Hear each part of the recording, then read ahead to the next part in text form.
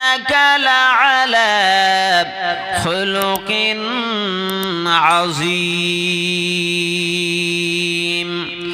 ও দুনিয়ার মানুষেরা শুনে রাখো, জেনে রাখো, আমি আল্লাহ রব্বুল আলামিন দুনিয়ার মাঝে চরিত্র গঠন করার মন্ত্রে একজনকে পাঠালাম, যিনি হলেন জগৎগুরু নবী মুহাম্মদুর রাসূলুল্লাহ সাল্লাল্লাহু আলাইহি ওয়াসাল্লাম। না না না, তার চরিত্রেতে কোনো দাগ নাই। তিনি আদর্শগত মানুষ ছিলেন। তার চরিত্র যারা ফলো করেছেন, তার চরিত্র যারা নিজের জীবনে বাস্তবায়ন করেছে, তারাও তার চরিত্রে আদর্শিত হয়ে গেছে। বিশ্বনবী মুহাম্মদুর রাসূলুল্লাহ সাল্লাল্লাহু তাআলা আলাইহি ওয়াসাল্লামকে তামাম পৃথিবীর মানুষের জন্য চরিত্র গঠন করার মন্ত্রী হিসাবে প্রেরণ করেছি। বিশ্বনবী মুহাম্মদুর রাসূলুল্লাহ সাল্লাল্লাহু আলাইহি ওয়াসাল্লাম তিনি বলেছেন, বুইসতু লিউতাম্মিমা মাকারিমাল আখলাক। ও দুনিয়ার মানুষেরা শুনে রাখো, জেনে রাখো, আমি সারারে দু আলম সাইয়্যিদিনা মুহাম্মদুর রাসূলুল্লাহ সাল্লাল্লাহু আলাইহি ওয়াসাল্লাম तमाम পৃথিবীতে অনেক ডিপার্টমেন্টে অনেক মন্ত্রী থাকে। না না না না না না না, সেচ দপ্তরের মন্ত্রী থাকে, শিক্ষা দপ্তরের মন্ত্রী থাকে, ভূমি উন্নয়ন করার ক্ষেত্রে মন্ত্রী থাকে। দুনিয়ার মানুষের চরিত্র গঠন করার মন্ত্রী নাই, দুনিয়ার মানুষের চরিত্র গঠন করার মন্ত্রী নাই। কোনো একজন হাজী সাহেব যদি হজ করে, কোনো একজন নামাজি যদি নামাজ আদায় করে, কোনো একজন রোজাদার যদি রোজা রাখে, সব তার থাকলো। যদি চরিত্রটা ভালো না থাকে, যদি চরিত্র গঠন না হয়, সে যদি সৎ চরিত্রের ব্যক্তি না হয়ে থাকে, তাহলে মহান রব্বুল আলামিনের দরবারে তার কোনো পয়সা দাম নাই। বিশ্বনবী মুহাম্মদুর রাসূলুল্লাহ সাল্লাল্লাহু আলাইহি ওয়াসাল্লামকে আমি আল্লাহ রব্বুল আলামিন এমন একটা পদের মন্ত্রিত্ব দান করলাম, দুনিয়ার মাঝে অন্য কোন মন্ত্রীর কাজ করতে পারে না। বিশ্বনবী মুহাম্মদুর রাসূলুল্লাহ সাল্লাল্লাহু আলাইহি ওয়াসাল্লাম এমন চরিত্র গঠন করার মন্ত্রী ছিল। বিশ্বনবী মুহাম্মদুর রাসূলুল্লাহ সাল্লাল্লাহু আলাইহি ওয়াসাল্লামের হাতে হাত দিয়ে শত নয় হাজারে মানুষ দ্বীনের কলেমায় দীক্ষিত হয়ে তারা চরিত্র গঠন করেছে। যেমন রাসূলুল্লাহ সাল্লাল্লাহু আলাইহি ওয়াসাল্লামের আদর্শে আদর্শিত হয়েছে হযরতে আবু বকর সিদ্দিক রাদিয়াল্লাহু তাআলা আনহু, হযরতে উমর ফারুক রাদিয়াল্লাহু তাআলা আনহু, হযরতে উসমান রাদিয়াল্লাহু তাআলা আনহু, হযরতে আলী কাররামুল্লাহ ওয়াজহাহু রাদিয়াল্লাহু তাআলা আনহু। বিশ্বনবী মুহাম্মদুর রাসূলুল্লাহ সাল্লাল্লাহু আলাইহি ওয়াসাল্লামের চরিত্রে চরিত্রবান হয়ে দুনিয়ার মাঝেতে তাদের আদর্শে আদর্শিত হয়ে হাজার মানুষগুলো তারা চরিত্রবান হয়ে গিয়েছে।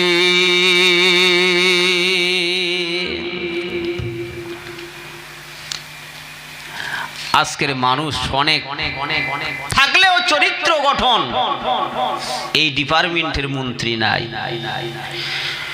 উলামারা হচ্ছে নবী পাক সাল্লাল্লাহু আলাইহি ওয়াসাল্লামের পরের উত্তরাধিকারী, তারাও চরিত্র গঠন হবে, তারাও তাদের মাধ্যমে চরিত্র গঠন করবে।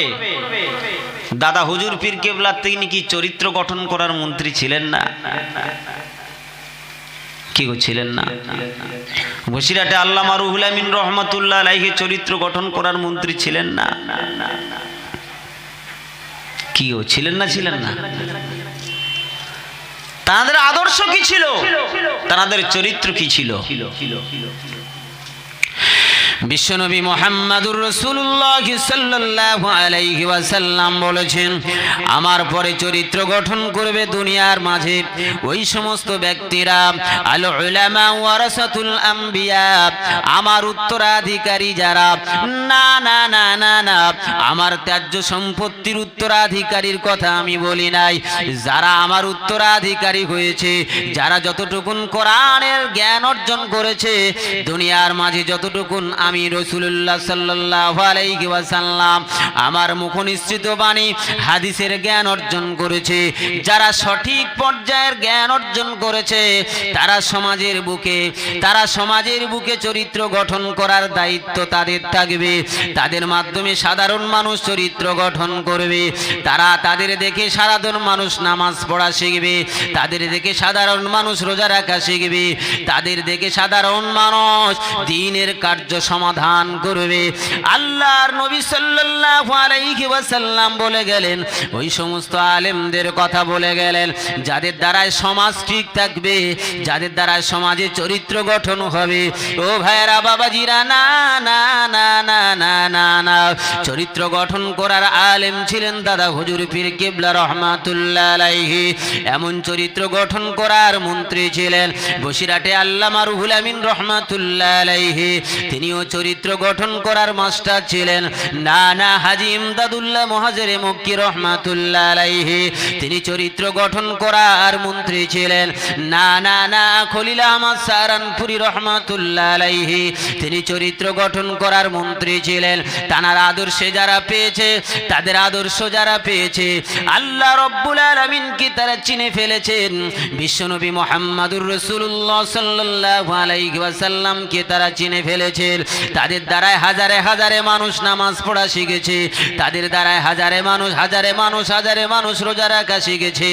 আল্লাহর নবী সাল্লাল্লাহু আলাইহি ওয়াসাল্লাম যেমন চরিত্র গঠন করার মন্ত্রী ছিলেন, ঠিক তদ্রূপভাবে খায়রুল উলামা যারা, তাদের দ্বারাই সমাজ টিকে থাকবে, দিন টিকে থাকবে। এরাই হলো সমাজের চরিত্র গঠন করার মন্ত্রী।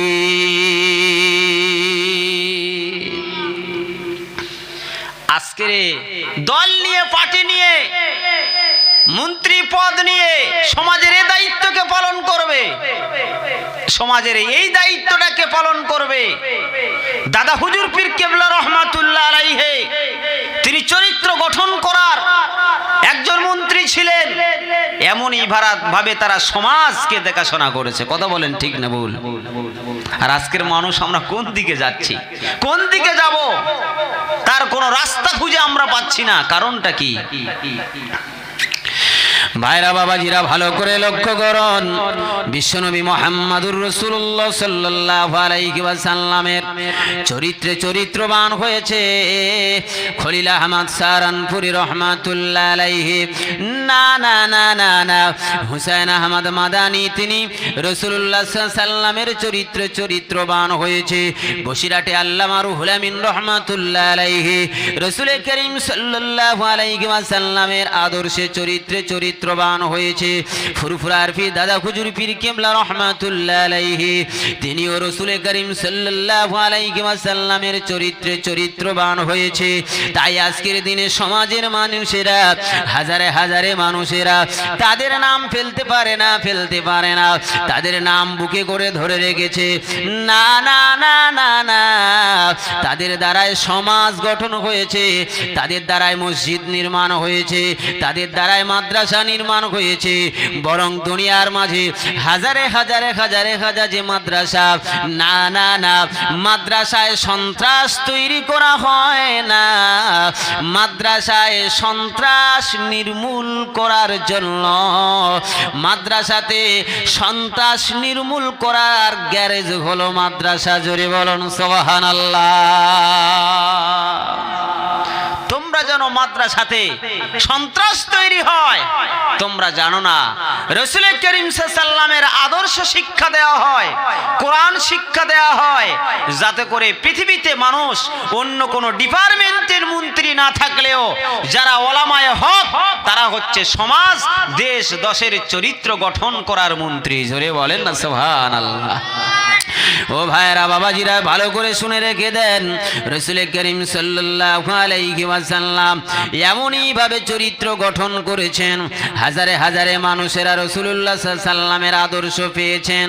বসিরহাটে আল্লামা রুহুল আমিন রাহমাতুল্লাহ আলাইহি রাসূলুল্লাহর আদর্শ পেয়েছেন। না না না না না, শুধু আদর্শ পেলে হবে না, আল্লাহ রাব্বুল আলামিনের নবী বলেছেন এই চরিত্রকে তিন ভাগে ভাগ করা হয়েছে। একটা হলো খুলুকে আজিম, একটা হলো খুলুকে কারীম, একটা হলো খুলুকে হাসান। আল্লাহ রাব্বুল আলামিন বিশ্বনবী মুহাম্মদুর রাসূলুল্লাহ সাল্লাল্লাহু আলাইহি ওয়াসাল্লামকে যে চরিত্রটা দিয়ে দান করেছেন সেটি হলো খুলুকে আজিম। জোরে বলুন সুবহানাল্লাহ। খুলুকে আজিম কাকে বলে? মুফাসসিরে কেরামরা লিখেছেন, দুনিয়ার মানুষেরা শুনে রেখে দাও, জেনে রেখে দাও, কোন মানুষ যদি অন্যায় করে তোমাকে কোনো আঘাত দেয়, কোন মানুষ যদি কোনো অন্যায় করে তোমাকে কষ্ট দেয়, খুলুকে আজমের বৈশিষ্ট্য হলো ওই ব্যক্তি তাকে তার কষ্ট দেবে না, বরং উপরন্ত তাকে উপকার করবে। উপরন্ত উপকার করবে। দুনিয়ার এমন কোন চরিত্রের মানুষ আছে যদি সে অন্যায় করে আমাকে আঘাত দেয় আমি তাকে উপকার করব? এমন মানুষ আছে বাবা? এমন মানুষ আছে? এটা কার আদর্শ? এটা কার চরিত্র? বিশ্বনবী মুহাম্মদুর রাসূলুল্লাহ সাল্লামের চরিত্র। আবু জেহেল নবীকে মারার জন্য কুয়া খনন করেছেন, ওই কুয়ায় আবু জেহেল নিজে পড়েছে, অথচ রাসূলুল্লাহ সাল্লাম সেখানে গিয়ে নিজে রশি দিয়ে কুয়া থেকে তুলে এনে চাচাকে আদর যত্ন করলেন। জোরে বলেন না সুবহানাল্লাহ। রাসূল করিম সাল্লাল্লাহু আলাইহি ওয়াসাল্লাম আদর্শ দিয়েছেন, চরিত্র দিয়েছেন, কিন্তু আমাদের মাঝে সেই চরিত্রটা আজ নেই। আল্লাহর নবী সাল্লাল্লাহু আলাইহি ওয়াসাল্লামের চরিত্র অনেক বড়। খুলুকে হাসান কাকে বলা হয়? খুলুকে কারীম কাকে বলা হয়?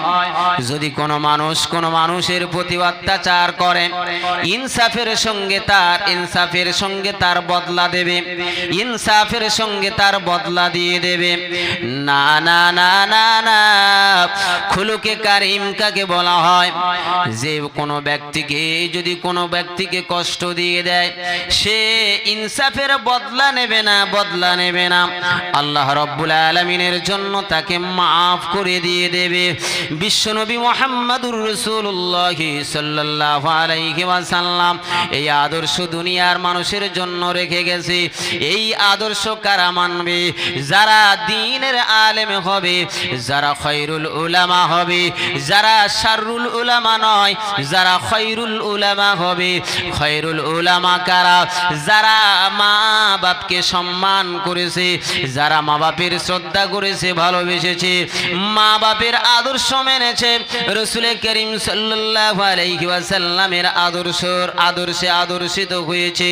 বিশ্বনবী মুহাম্মদুর রাসূলুল্লাহ সাল্লাল্লাহু আলাইহি ওয়াসাল্লাম অথচ ছোট্ট বয়সে তার আম্মাজান হারিয়েছেন, অথচ নিজে যখন মায়ের পেটে আব্বাজান দুনিয়া থেকে বিদায় হয়ে চলে গেছে, অথচ রাসূল করিম সাল্লাল্লাহু আলাইহি ওয়াসাল্লাম মা বাপের সেবা যত্ন করার জন্য বলে গেলেন, মা বাপের সম্মান করার জন্য বলে গেলেন।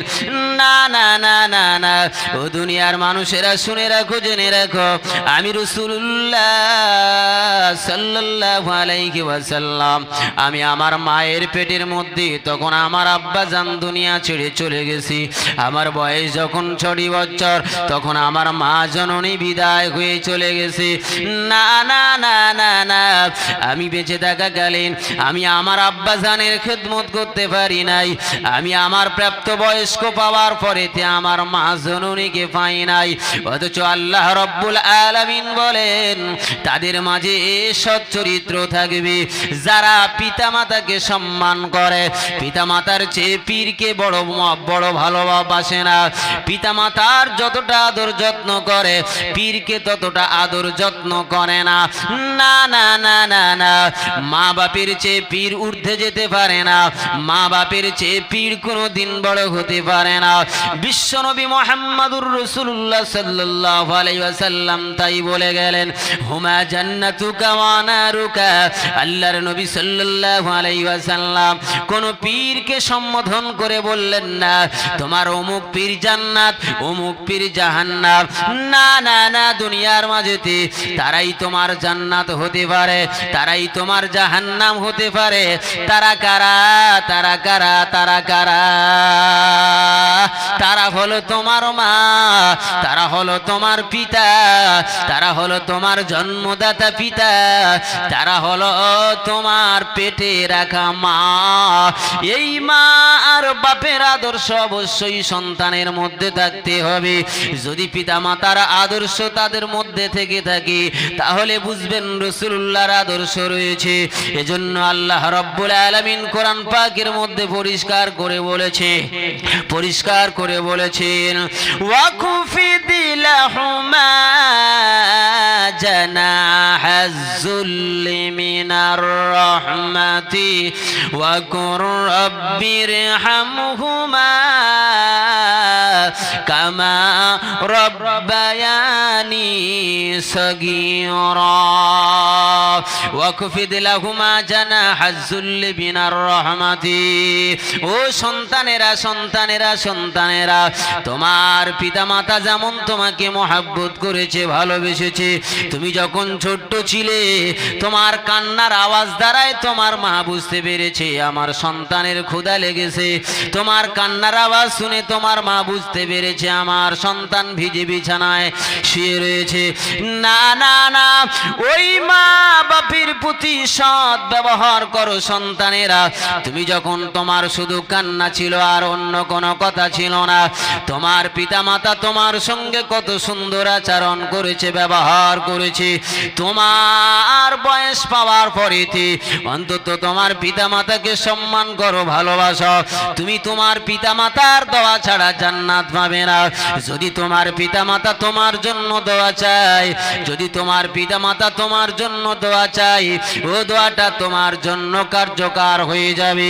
তোমার পিতামাতা তোমার জন্য যদি বদদোয়া চায়, আর পৃথিবীতে যত পীর আছে তোমার জন্য যদি ভালো দোয়া চায়, না না না না না, ও দোয়াটা আল্লাহর দরবারে পৌঁছাবে না, ও দোয়াটা আল্লাহর দরবারে যাবে না। যেহেতু তোমার পিতামাতা তোমার জন্য বদদোয়া করেছে, তামাম পৃথিবীর পীর মিলে যদি তোমার জন্য দোয়া চায়, তোমার পিতামাতার দোয়া আল্লাহ রাব্বুল আলামিন গ্রান্টেড করে নেবেন। পিতা মাতার পক্ষ থেকে, পিতা মাতা সন্তানের পক্ষ থেকে পিতামাতার দোয়াটা কবুল হয়ে যাবে। না না না না না, বসিরহাটে আল্লামা রুহুল আমিন রহমাতুল্লাহ আলাইহি তিনি এত বড় পীর হতে পারতেন না যদি তানার মা বাপের দোয়া না থাকতো, যদি তানার মা বাপের দোয়া না থাকতো। না না না না না, দাদা হুজুর পীর কেবলা রহমাতুল্লাহ আলাইহি তিনি অত বড় পীর হতে পারতেন না যদি তার পিতা মাতার দোয়া না থাকতো।